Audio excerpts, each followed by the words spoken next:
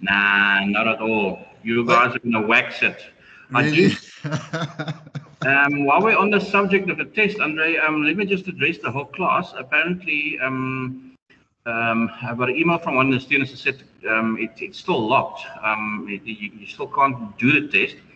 I watched. I went onto Canvas, and it seems fine. And then I switched to student view to see what you guys are seeing, and it appears that it has it's not available yet, which is strange. I'm going to take it up just after this class with our technical people. I just had a meeting the minute I arrived here, and I had to actually excuse myself from the meeting to start this session now. So I haven't been able to attend to that. Just be aware of the fact that I'm aware of the problem, and that we will address it as we progress. But it shouldn't be an issue at all, people. I'm quite convinced that it's a simple setting that just needs to be changed. So don't be too alarmed about that. If anything, and it's going to take longer than whatever, I'm just going to extend the times that the test is available for a day or so. It's not an issue, but I'll post an announcement in to that regard as well. Okay, so do we get extra points then? No, you don't get extra points. Yeah, the only thing that you to your benefit would be that you have extra time to prepare. That's as simple as that. So you shouldn't be getting extra points. You should be getting better marks. I haven't slept. No. Must I sleep? Take 3 steps back, and then when you get there, take another step back. Well, like somebody said the other day when we had the crocodiles that escaped here in Bonneville, and they didn't know how many crocodiles they did escape, so they didn't know how many to catch. And I don't think they have caught everything yet. I think they've caught more than 80 already. But then somebody phoned in. He sounded extremely serious because they say when you're confronted with a crocodile on land, I mean, not in the water, then you've got no chance. If you're confronted with a crocodile on land, you have to almost do the Brian Habana, step to the left, step to the right, step to the left, step to the right, do zigzag movements because that confuses them. And this guy phoned in, he says, yeah, he's been in nature conservation for a long time, and he almost gives his CV, and it becomes very authentic. And then he says, you know what, he can advise people, take one step back to the left, then take one step back to the right, then take one step back to the left, and one step back to the right again.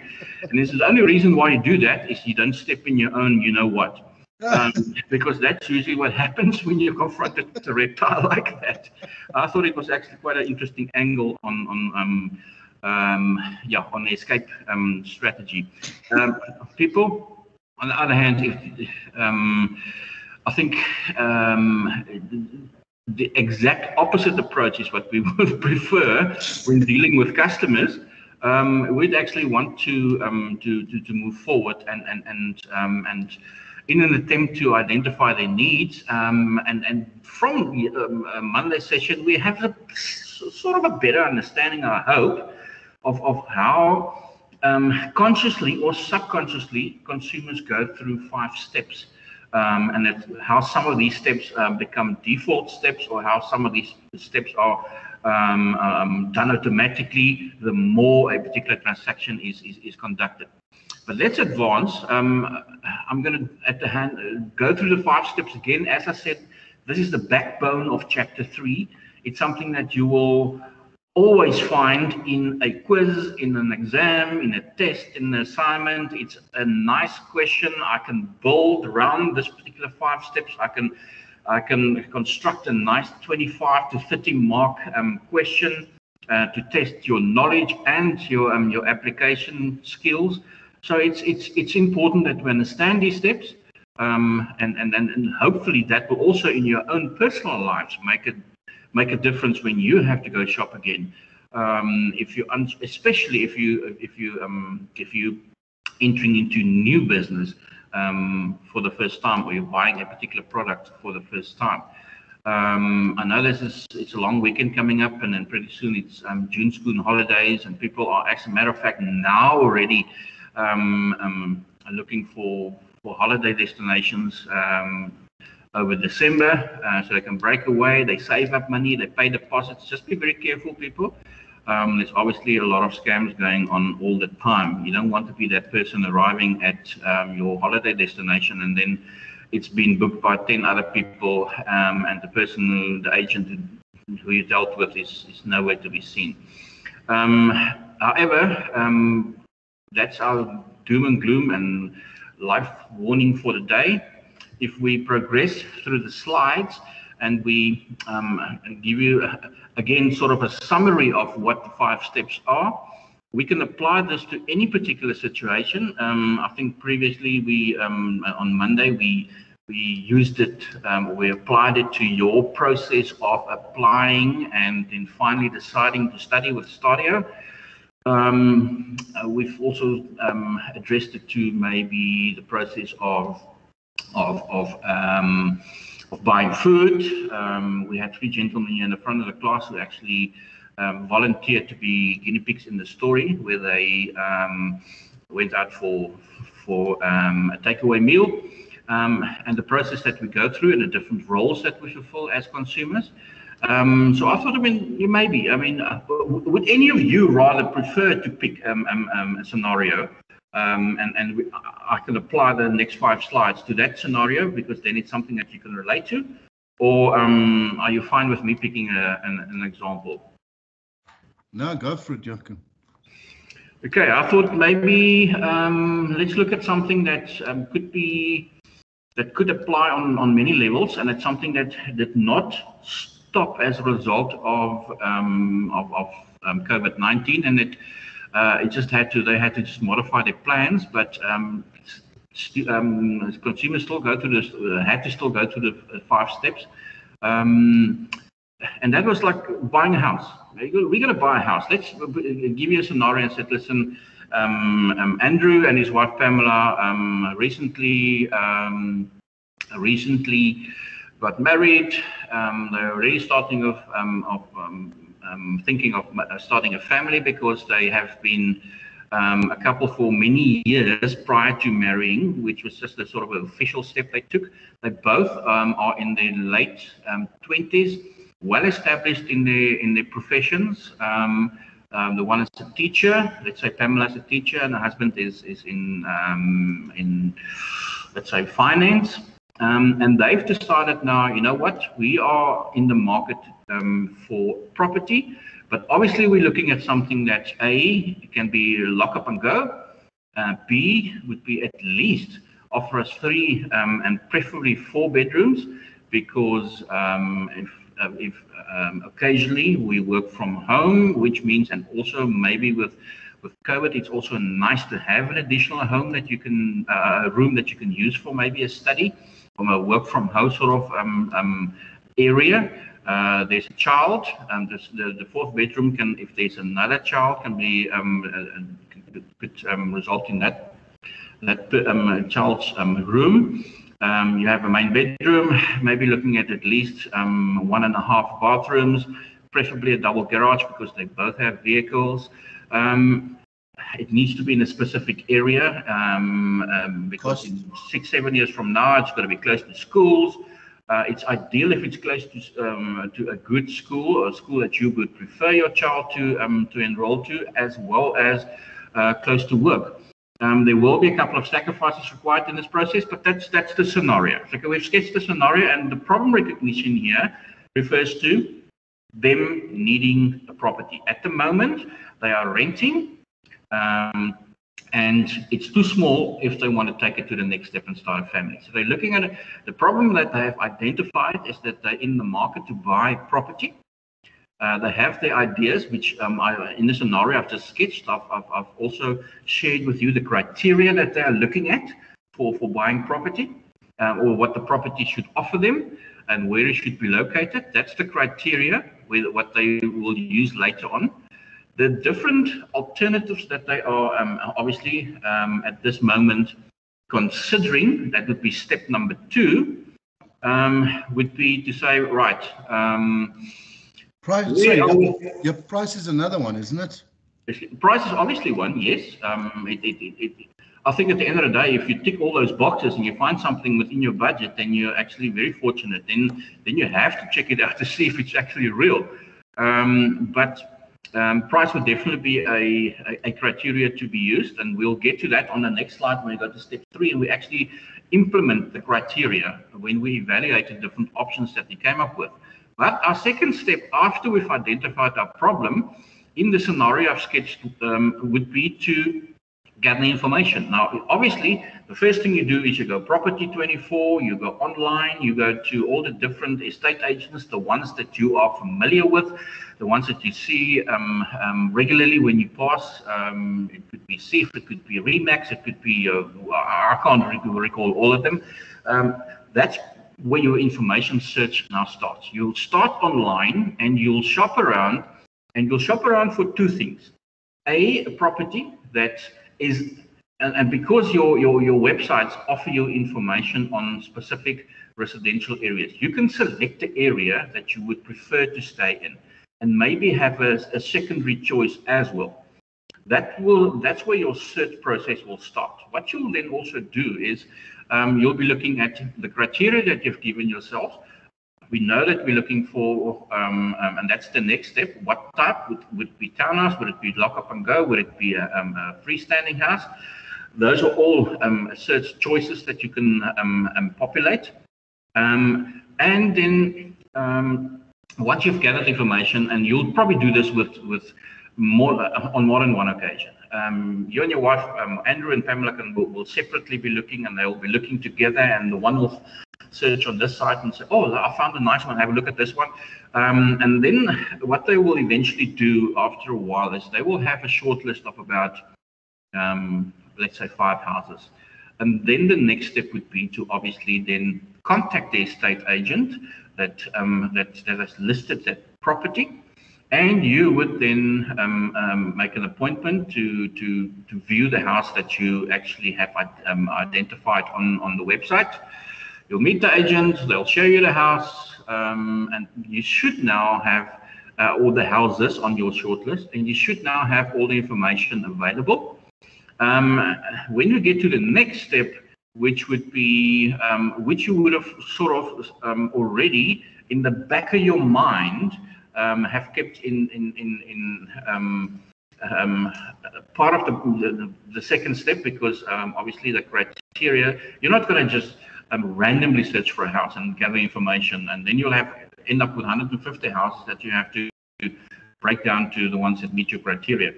On your short list, when you have gathered information and you've actually seen all the houses, you will sit down and you will now evaluate these properties against the criteria that you've set. I'm 100% convinced that not one of the properties will tick all the boxes. The ones that tick all the boxes of what you want is probably going to also have a cross in the box when it comes to price. So you're going to now find a medium between a house that's very close to what you want. Maybe it only has three bedrooms, but there is a working space in the main bedroom available, or maybe between the kitchen and the lounge or the dining room, for instance. Or maybe it's an extra large double garage, and you can convert a part of that into maybe a working space. You will have to basically also find sort of a compromise, and the compromise usually comes right down to what can I afford? What am I prepared to pay? Because if I'm usually you're looking at about 1,000 rand a month for every 100,000 rand that you spend. So in other words, that's if there's no deposits involved. But the process that you'll have to go through, obviously, would be to decide on a property from the list that you have gathered information on, and or from your short list now, as I would rather say, You have all the information. The next step would obviously then be also to apply for a bond, because very few people are going to pay house cash. It'll be wonderful if it's possible, but I think most of us would go with the bond option. You obviously submit your information and your copies of your paychecks and stuff like that, or pay slips, and then the bank would say, yes, fantastic, and then the process starts. And then we get to the next step, which is step number 4. You are almost ready to purchase now, because you've got your bond approval, and basically it's paperwork that needs to be completed. You phone the agent, or the agent usually phones you, because they will probably, they usually refer you to different financial institutions. They often shop around for you and come up with the best possible options. I would prefer to rather do that personally as well, because I would prefer to also have a bond with the bank that I'm using as currently as a bank. Banks usually, in the case like that, where you're a customer or client already, they can be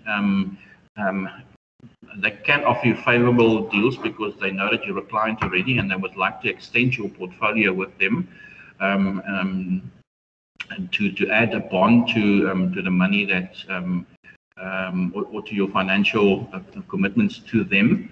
It is very nice. Maybe you are very familiar with the bank, you're quite happy with the bank, and therefore you actually would prefer to rather stay with the bank that you are currently using. Those are all things that forms part of this process. The final process is you final bond approval, because there's a salary involved, obviously, in the process, and they've accepted maybe an offer that you made on the property, so it actually fits into your budget. Everybody's happy, the deal is signed, and you can actually work towards a moving date to move into your property, indicated usually by the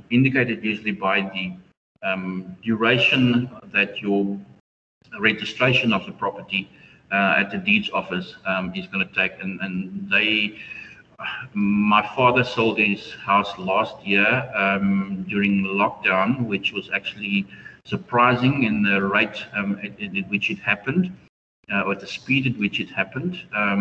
He sold his property. It was in the market, put on the market in June.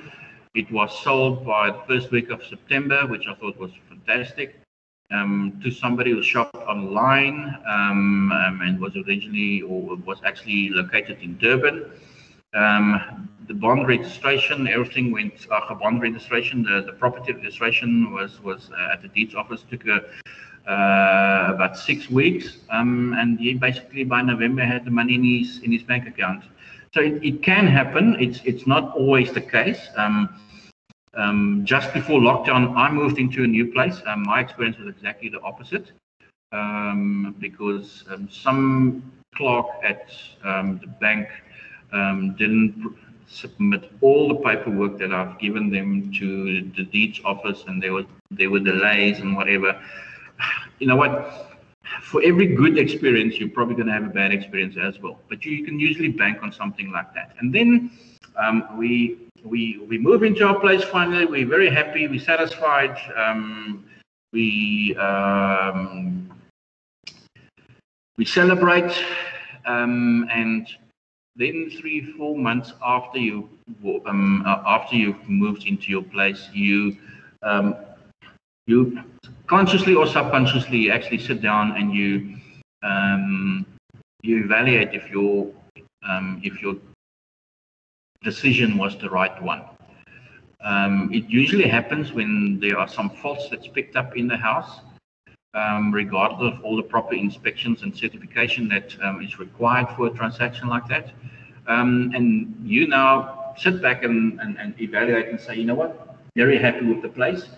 Oh, you know what? Having said that, people, I've moved a number of times in my life. The first 10 years I was married, I moved every single year. I wasn't running away from anything, It was just a question of we moved into a place because we rented and now we wanted our own property. So we moved into a small place. Then my wife fell pregnant and we had to move. So every second year we moved house, and the years in between we moved our business. So year one, we moved into a new place, very happy. Year two, we moved the business to a new location. Year three, we moved into a different house. Year four, we moved the business, and it went on for 10 years because every single time your needs change. That's one of the reasons why certain transactions like buying vehicles and buying houses is done regularly, or not too regularly, but you never buy your first house and that's your perfect house. You want to start a family. You don't know how big your family will be, or maybe you have cleared that and you want 2 children, so you're looking at least a 3-4 bedroom house. By the time that you start, when you first buy your first property, you won't be able to afford the ideal house that you want, and that's why progressively you change, and that's why we often evaluate the situation. If, let's say, for instance, in this scenario that I've sketched, Pamela and Andrew did start a family, and they realized, or they heard that she's pregnant within the first 6 months that they've moved into a new place. But all of a sudden, oh, yes, it's actually going to be twins. Then you realize, oh, we have a problem because we actually bought a 3-bedroom house because that was actually what we can afford. And now you're already thinking of maybe changing whatever. Now, everybody will tell you that's not a good thing to do that with property or with cars. There needs to be, you're not going to get your money back. You're going to, so therefore you have to compromise and maybe make a few alterations at your place. So that's the process that people go through, and they and your post-purchase satisfaction or dissatisfaction or dissonance, as they also refer to it, cognitive dissonance, is often based on A, what you expected, B, what actually happened, and how your circumstances have changed since you decided to buy a particular or make a buying decision, like in this case, buying a house. We've gone through the 5 steps already, and we've applied to a different situation. Has anybody at this stage got any questions? Is it all clear to you? You're quite happy with you understand the process?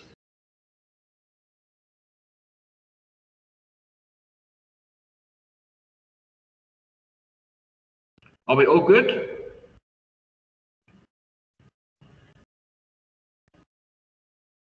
Is everybody still there? Is everybody still alive?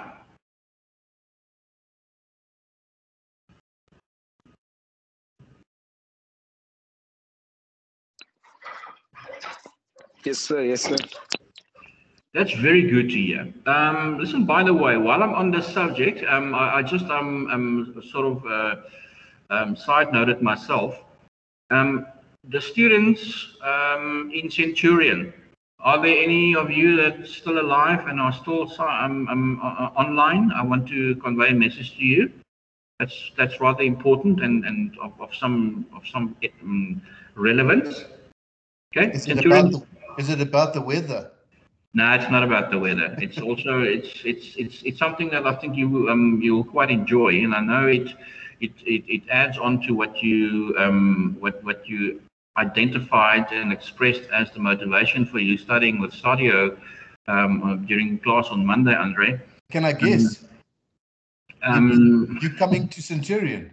No, I'm not coming there, but my program coordinator, Mr. Tatenda Chabata, who's originally from Gauteng, he will be there on Thursday and Friday next week. He's flying out on Wednesday.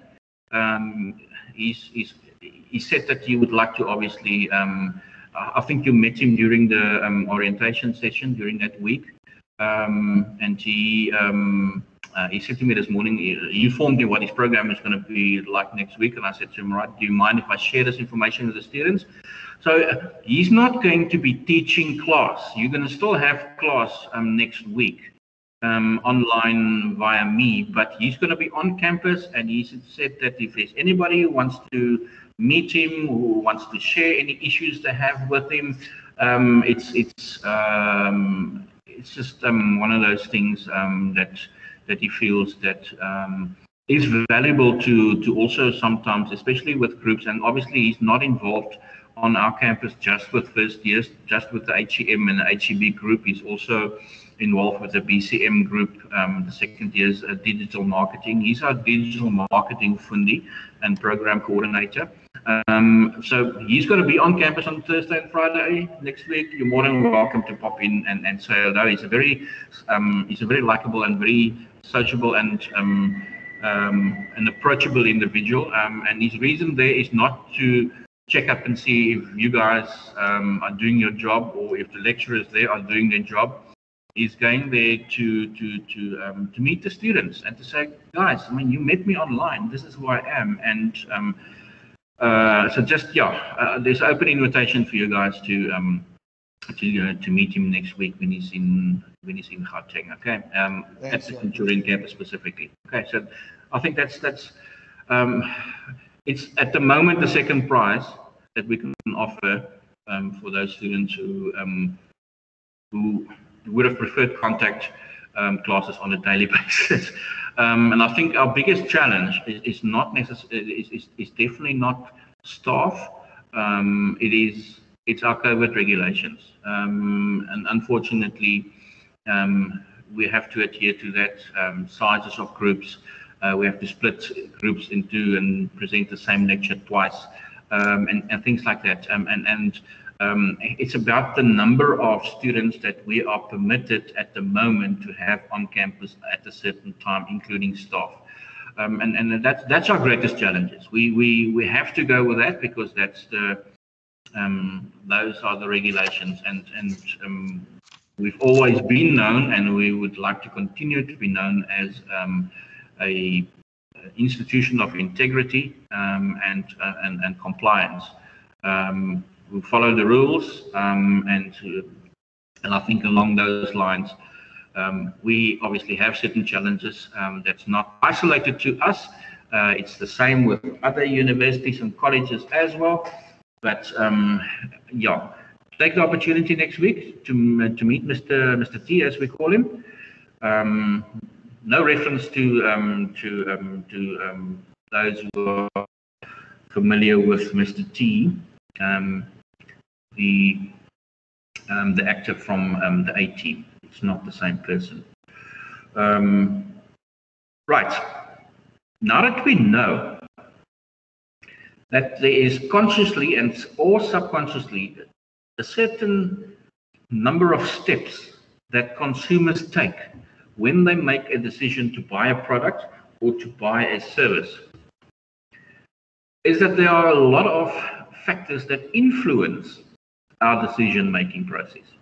The steps are fine, they are there, but what influences those steps? What influences our final decision? We'll go into detail. We'll go into detail with most of them for the remainder of this chapter. And if we don't start with chapter 5 this week, it's not the end of the world. Although it says so on the schedule for this week. But we definitely have enough time for the rest of the semester. I would much rather be more thorough because these factors are important factors. So I'm not going to rush through these factors just to because the timetable says we've got to potentially start another chapter this week as well.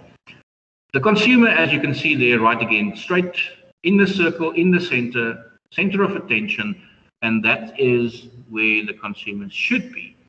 There are personal factors like your demographics, your stage in your life cycle that you find yourself, your lifestyle, your own personality that can affect and do affect the decisions that you make. Social factors, cultures, subcultures, family, the reference groups that you belong to and that's important to you. There's a lot of factors. If you look at that particular slide in greater detail, you'll see that the 5 steps of the decision-making process is right there at the bottom, underneath the consumer in the center, and at the top we've got the different categories of factors that can influence and do influence the decision-making of every consumer. So let's dive right into the first one, which is your own personality. We know we're different, and some people would like to. Some people often link your personality to or traits to your star sign, for instance. I don't believe in that, although there's probably some value to it, but I don't have enough knowledge about all the different star signs and all the personal traits to actually make a judgment on that. But to me, it's quite clear. We very often, based on our personality traits, we categorize people. Somebody who doesn't talk a lot would be seen as an introvert.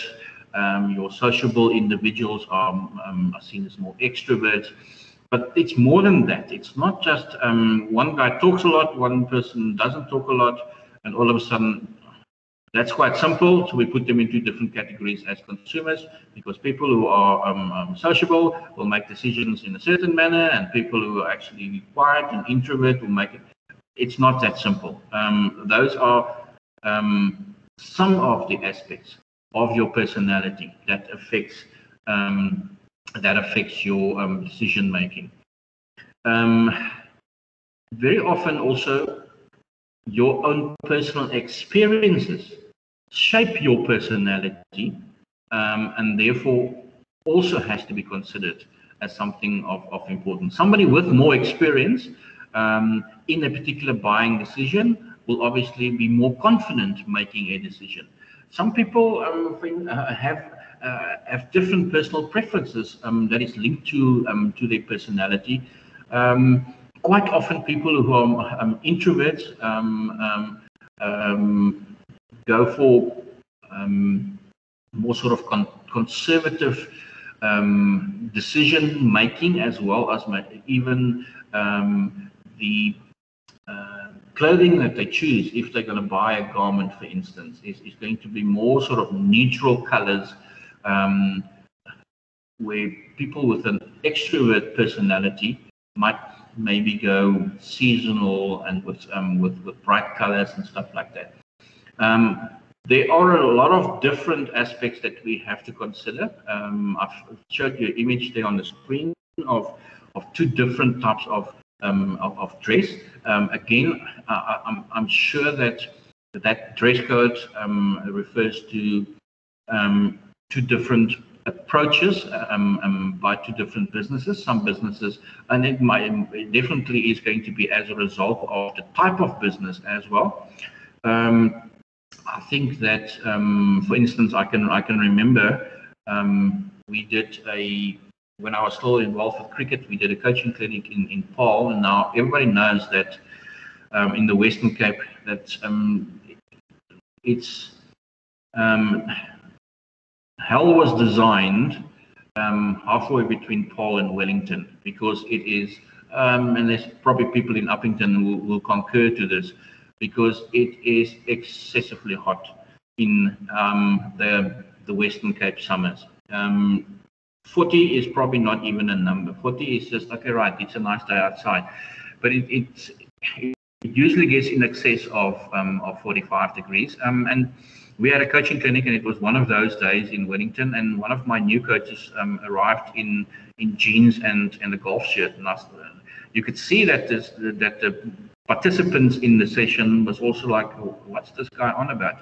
Is he for real? Because, I mean, you're coaching cricket, you should be in shorts and a t-shirt because it's 46 degrees in the shade. So very often people dress functionally based on their professions. I think I only own one suit I think I have one suit in my in my cupboard. It might even still be the one I got married in. So I'm not even sure if I can fit into that suit. I've never been somebody for very formal clothes, and for formal occasions I just go out and rent a tuxedo or whatever is necessary for, or what the required dress code is. I'm more one for dressing functionally. You need to be comfortable in your clothing, I believe, but there are certain professions that unfortunately the dress code is slightly more formal based on what's required. But I can just remember as well, growing up, when going to church on Sundays, the ministers, they were very formally dressed. I think it was black suits and white shirts and white ties, and they had their togas on everything. So that was it. I mean, you had to dress accordingly. Nowadays, people, I think it's more relaxed. They realize at the end of the day, it's not what you wear, yeah, it should be functional. I know for a fact that I'm a very functional person when it comes to dressing. There are a lot of other personality traits or characteristics that I've listed. Some of them, I mean, there are many more, but just bear in mind, obviously, that your own personality is going to affect the decisions that you take. Some people are more compulsive. Some people are more aggressive in their whole approach. Your friendliness, competitiveness. I mean, if you've got a competitive nature and somebody else, one of your friends buys a certain product, you would like to have one similarly or better. Excuse me just for a second.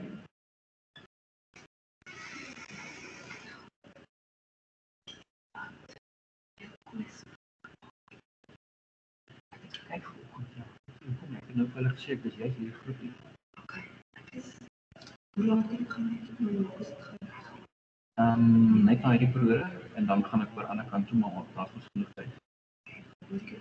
Ons was met so ja, as ek nog aan tyd. 10:25. Yeah. Thanks. Sorry, guys. My apologies for that interruption, but that was the person who's going to assist us with sorting out the issues regarding the class test. Okay. She just quickly showed her face in the door and said, "Listen, she'll come see me straight after class, so we can address it." Okay.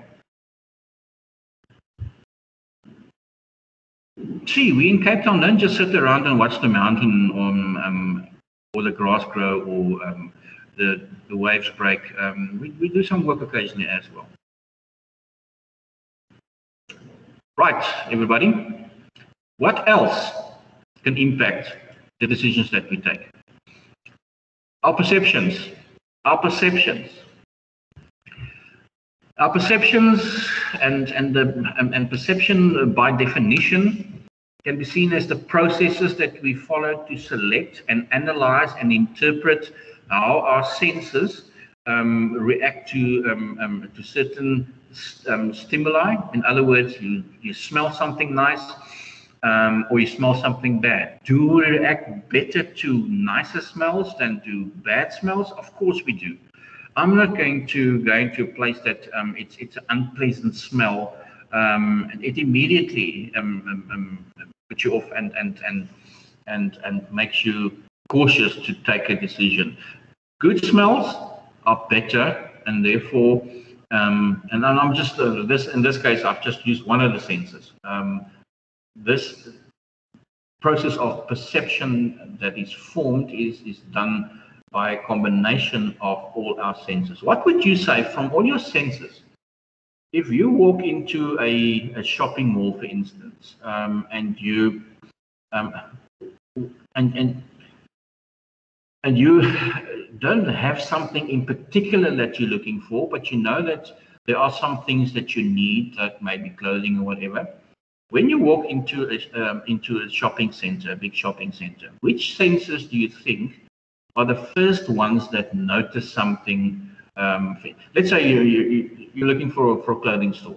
Which sense would be the one that actually is stimulated first out of all your senses that you have, of taste and smell and sight and touch, hearing? Those are our 5 senses. Which one is stimulated first? From a marketing point, it's important. It's marketer's point of view. It's important that you know that.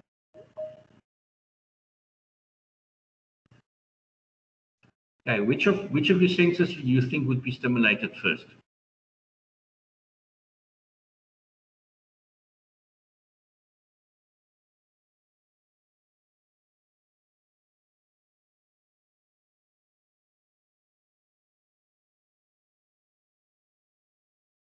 Anybody?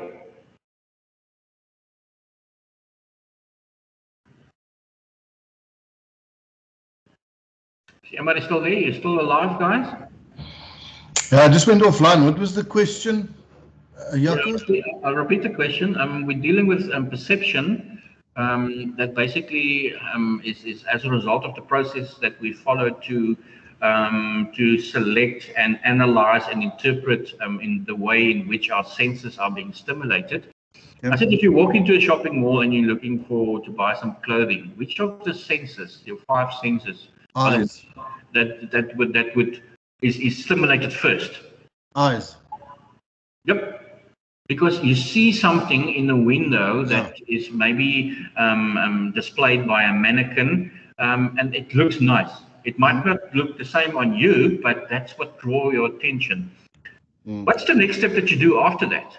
What's the next sense you think that will be stimulated? Yes, you're going to go in and you're going to feel the clothing and say, oh, this is quite a nice texture. Oh, no. This is I'm going to itch a lot because it's not a nice material.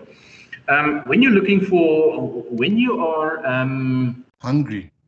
When you're hungry, obviously, when you're hungry, well, that's your smell, isn't smell. Your first sense would probably be smell, and the second one would probably be the taste that goes with it. Tell me, is it a marketing strategy for, I don't know if you guys agree, but for companies, well, I'm thinking KFC, they always throw the fumes from the kitchen up into the air, and it seems like they get it exactly where you're driving. So that I don't know if they can control the airwaves like that, but it's definitely part of a strategy, yes, because they know that the shortest route to your stomach is definitely through your sense of smell. They hope to complement it, obviously, by the food tasting equally as well as as what it smelled, it is a very subtle way, yes, of course. But if I was selling any form of food, that would be my strategy as well, because we have learned from previous chapters that people will respond to something, and even react or take action once a specific sense of being stimulated, even if they weren't hungry.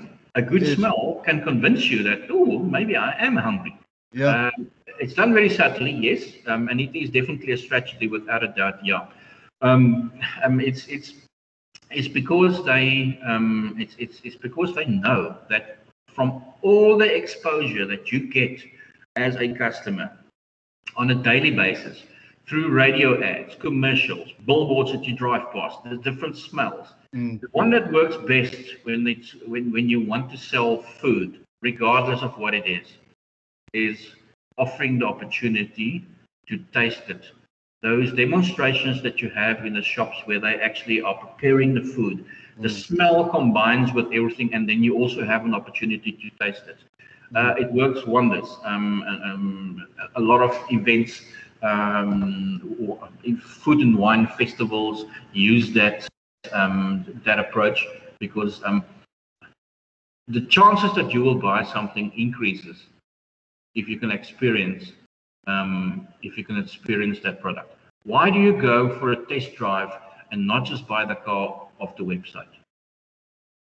Because, and it happened to me. I mean, I was at a conference a couple of years ago in Amsterdam, and one of the richest people at the in Holland, who actually was one of the keynote speakers at the seminar,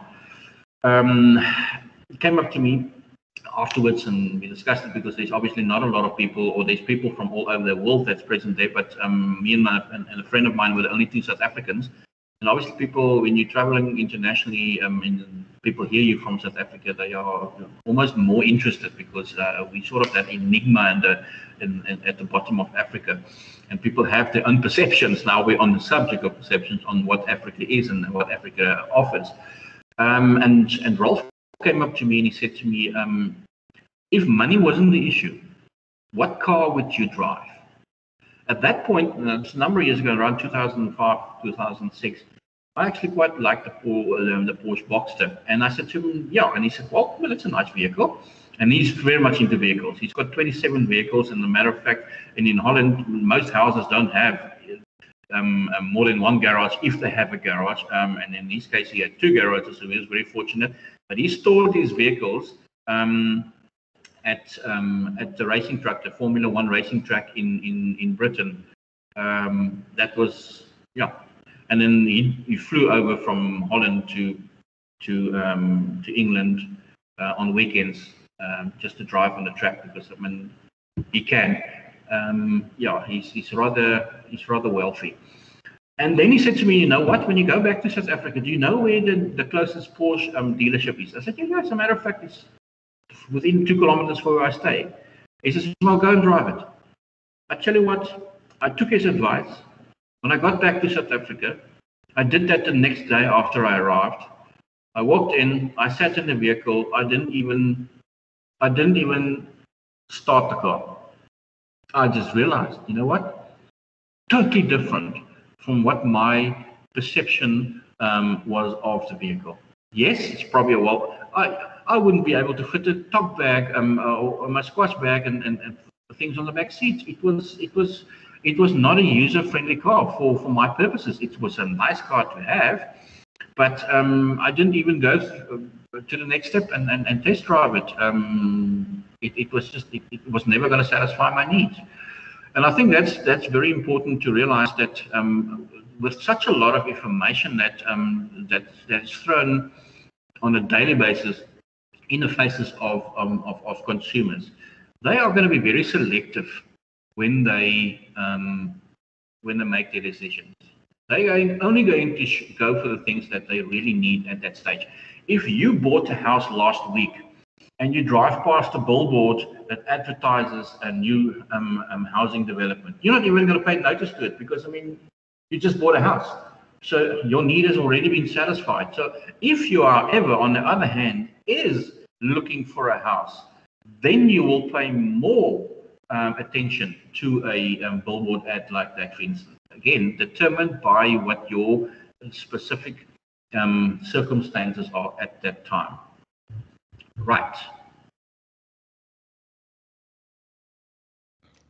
Would those three exposures or distortions or selective influences be something that you'd ask us on? Is it very specific, or would you just cover the factors that? No, I would cover perception in a more general manner, like I have as part of the discussion, and not necessarily require you to differentiate between the three different. No. Okay, definitely not. Just know that people are selective because they have so much to select from, and that they will therefore select ones that's most appropriate to them and their circumstances at that time. And sometimes they color it in, and sometimes they add a little different information to it themselves. It's like somebody who doesn't,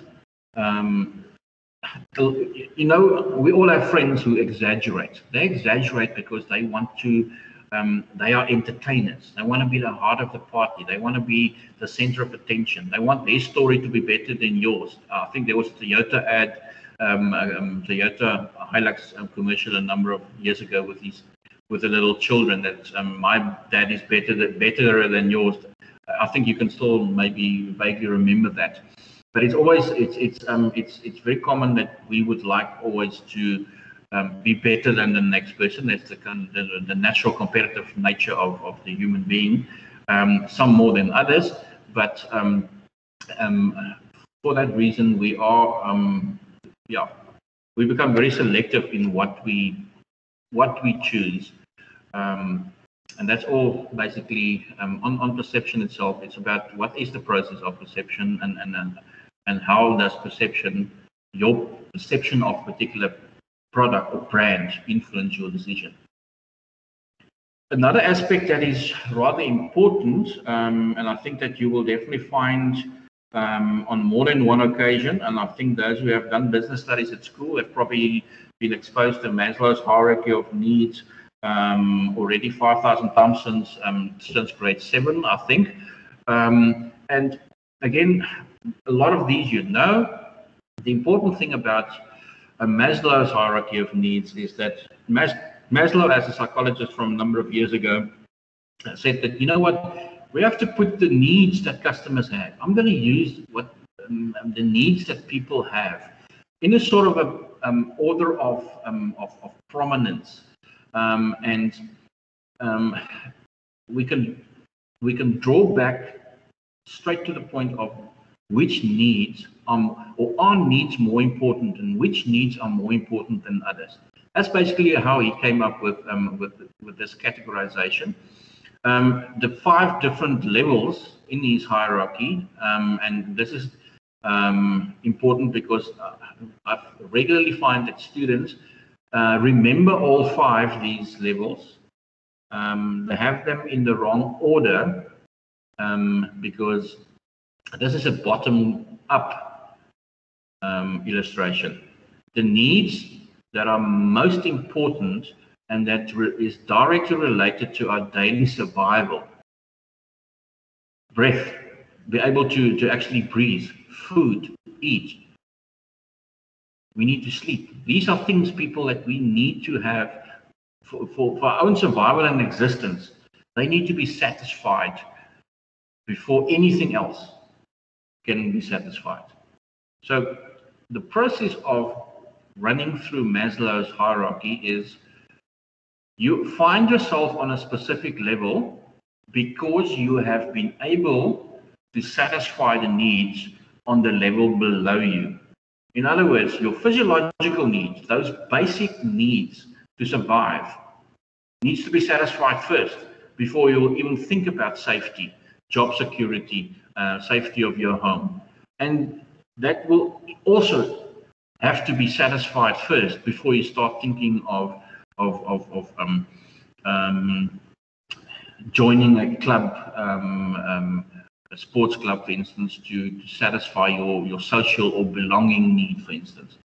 Also, I've included there in red letters social, because that 3rd level is often referred to as your love or belonging needs, but it's also referred to as your social needs, your social interaction. You want to belong, you want to be respected, you want to feel that you are worth something. Those are the things that people do, and why we start friendships, and why we are in families. Those are important things for us.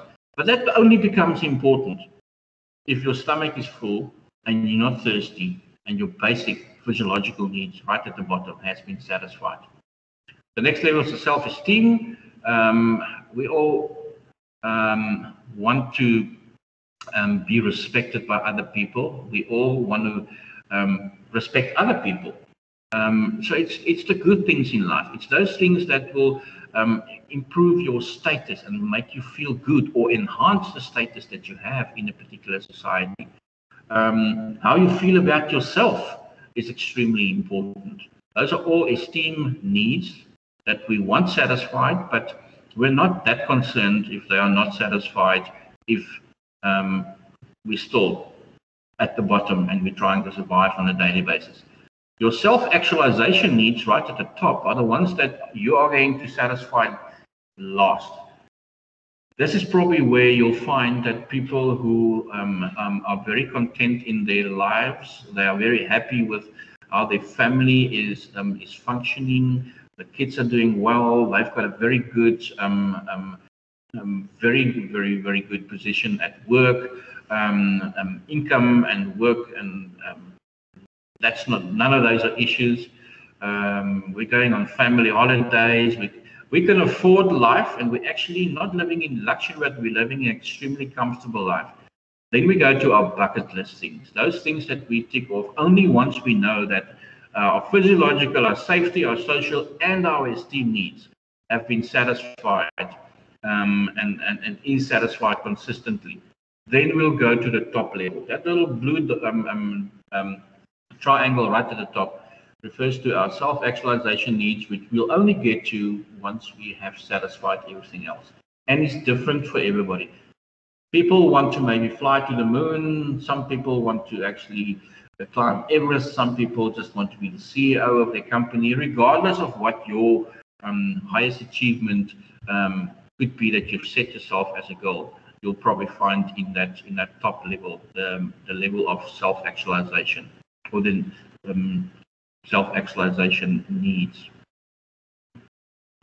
Any question here, or is anybody fine with that? It's quite simple to remember. You need to satisfy the needs at the bottom first, and then you move through all the levels to the top.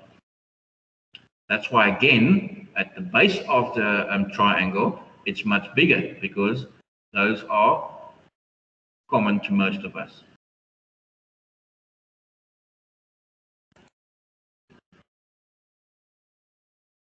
Our attitudes. Our attitude is equally important.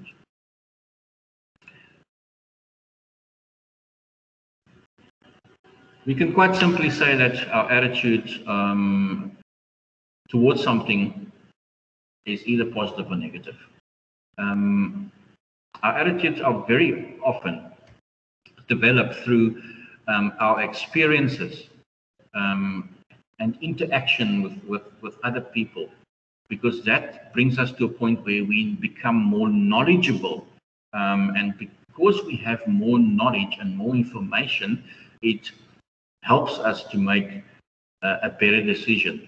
That's what it's often recalled to. And if you are thinking of where do I begin and where do I end when I have to address this particular question, and when I ask you to refer to your attitude and the impact attitude has on your buying decision, it refers to the term that you might be familiar with. When you're making a decision and you have all the information, it's called making an informed decision. It means that you have all the information that's needed to make the best decision possible. And that basically is directly related to what your attitude would be. If you have all the information, then you will actually have a positive attitude towards it. If you've previously maybe had bad experiences with a particular brand or product, you will have probably a negative attitude towards that.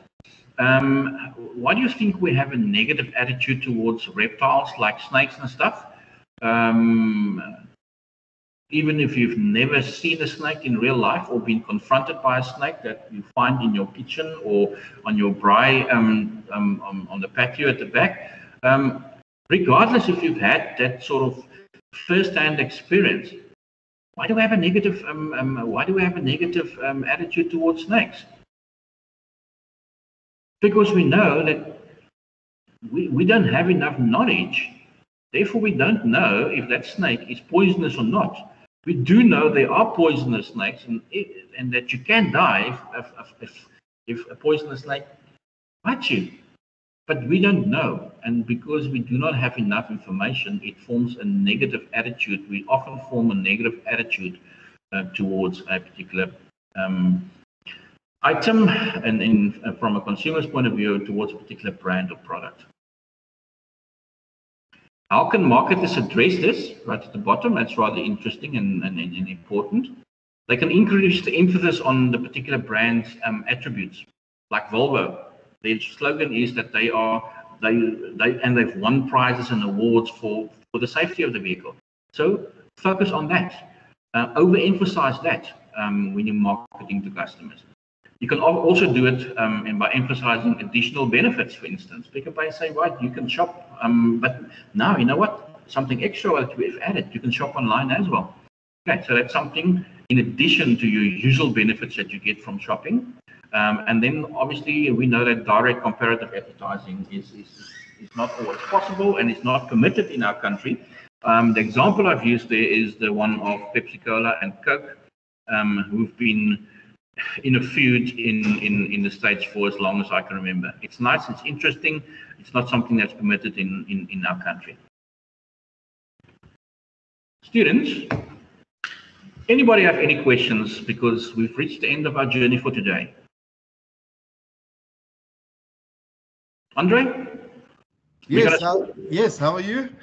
I'm very good. I'm very good. We're going to sort out your the accessibility to the class test now. Okay, so just my question on that is, so you're going to set it for longer? Like, I mean, you're not going to put it on at 8 o'clock tonight and then expect us to finish it before 12 o'clock? If we I hope that we can resolve it within the next 2 minutes, because I've got a class as well after this one. And if it's resolved in 2 minutes, then you still have the rest of the day that you but I'm just going to post an announcement. Do you want to grab a chair somewhere? And therefore, then I'm not gonna. If we sort it within the next 2 minutes, and I post an announcement within the next after the next class, I'm not going to extend the time, because there is enough time to do it. Okay, so I mean, would you then suggest if it goes, if let's say you don't get it on before, let's say 12 o'clock, yes, that you maybe extend it by a day? I will, yes. You know what I mean, eh? Yes, I will. Yeah. Because without a doubt, if you haven't received any notice from me along the lines of it's fine, you can go ahead before 12 o'clock today, you can assume that it's going to be sorted, but you will have an extra day until 12 o'clock tomorrow evening. Excellent. Yeah, thanks, man. I have to do this. No hassle whatsoever. Nobody will be in a position where they feel that it was unfair. Thank you. Thanks very much, Andre. It's a pleasure. Thanks, guys. Enjoy the rest of the day. We'll chat again. Well, what's the day? We'll chat again on Friday. Oh, lekker. Yes. Good luck with the test. It's not a difficult one. Cheers. Okay. Enjoy. Thanks very much, guys. Bye. Okay. Hierdie recording kies. Hierdie recording kies.